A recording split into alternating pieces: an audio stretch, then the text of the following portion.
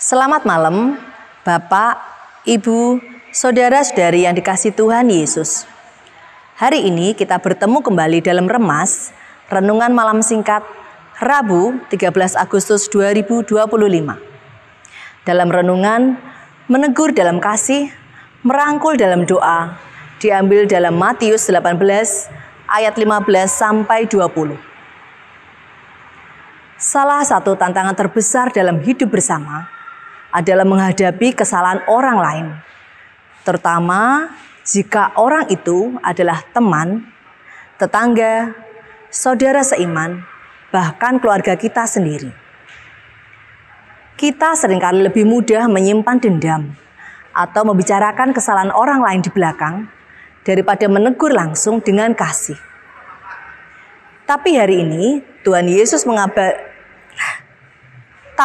ini Tuhan mengajarkan sebuah jalan yang lebih tinggi. Menegur untuk menyelamatkan, bukan untuk menghukum. Dalam kehidupan nyata, menegur untuk menyelamatkan dan bukan menghukum, sungguh tidaklah mudah. Apabila yang berbuat salah adalah seseorang yang kita benci. Mungkin kita justru akan berupaya supaya kesalahan orang yang kita benci itu diketahui orang banyak, sehingga dia akan merasa malu. Semua perlu latihan Bapak dan Ibu. Tidak bisa langsung seketika berubah. Semua akan lebih mudah bila mana perubahan itu muncul dari hati kita masing-masing. Yang pertama, menegur dengan hati yang murni. Yesus berkata, "Jika saudaramu berbuat dosa kepadamu, pergilah dan tegur dia sendirian." Ini bukan tindakan marah, tetapi sebuah langkah kasih. Dalam dunia yang penuh gosip dan saling menyudutkan, Tuhan memanggil kita untuk bersikap berani, namun lembut. Tujuannya bukan untuk menjatuhkan, tapi memperoleh saudaramu kembali. Ini artinya tujuan peneguran adalah rekonsiliasi dan pemulihan. Sudahkah saya menegur dengan kasih? Atau saya memilih diam dan membiarkan luka itu membusuk dalam hati? Yang kedua, tanggung jawab bersama dalam komunitas. Jika seseorang tidak mau mendengarkan, maka Tuhan mengajarkan kita untuk melibatkan 2 atau 3 saksi. Ini bukan untuk mempermalukan, bukan, tetapi agar kebenaran ditegakkan. Dan jika tetap menolak, jemaat pun diberi tanggung jawab untuk menjadi alat pemulihan. Tuhan ingin agar dalam tubuh Kristus tidak ada yang dibiarkan tersesat sendirian. Apakah komunitas saya menciptakan ruang untuk saling menegur dalam kasih dan bukan menghakimi? Yang ketiga, kekuatan doa dan kesatuan. Yesus melanjutkan dengan janji luar biasa.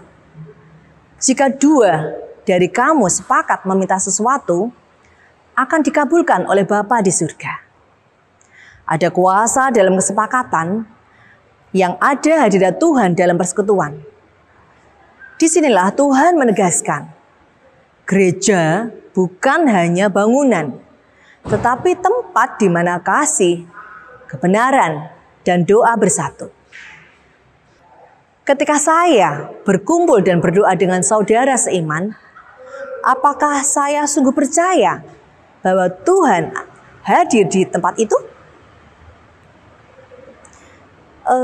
Kami akan ilustrasikan dengan contoh kehidupan di masyarakat. Kisah ini adalah 2 sahabat dengan kesalahpahaman. Ada 2 orang sahabat bernama Tika dan Lani yang sudah bersahabat sejak SMA. Kemana-mana mereka selalu bersama. Di mana ada Tika, di situ pasti ada Lani.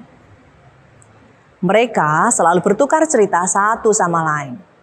Namun suatu ketika Lani kecewa karena Tika menceritakan kehidupan Lani yang rahasia yang harusnya tidak diceritakan ke orang lain. Meskipun tidak bermaksud buruk, tetapi hal ini sudah membuat Lani merasa malu.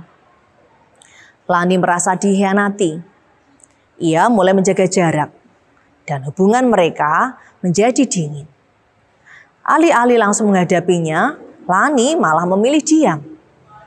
Dan setelah beberapa minggu, dia merenungkan Matius 18 ini dan akhirnya memutuskan untuk berbicara secara pribadi kepada Tika. Dan saudara, pertemuan itu tidaklah mudah. Ada air mata dan rasa sakit. Tapi akhirnya Tika menyadari kesalahannya dan meminta maaf. Mereka berdua kemudian berdoa bersama, saling memaafkan, dan hubungan mereka dipulihkan. Sekarang, mereka menjadi lebih dekat dan menjadi teladan bagi komunitas mereka. Tentang bagaimana kasih dan keberanian bisa menyembuhkan luka. Jadi saudara, Tuhan Yesus tidak memanggil kita untuk menjadi penghakim, tapi menjadi kasih dan kebenaran. Menjadi penjaga kasih dan kebenaran dalam dunia yang sering mengutamakan pembalasan, Yesus mengajarkan jalan kasih, pemulihan, dan kekuatan dalam persekutuan. Mari saudara, kita belajar untuk berani menegur dalam kasih, memberi ruang untuk pertobatan, dan percaya bahwa dalam setiap relasi yang dibangun dalam namanya, Tuhan hadir dan bekerja. Demikian saudara, remas pada hari Rabu ini. Berkah dalam dan selamat malam.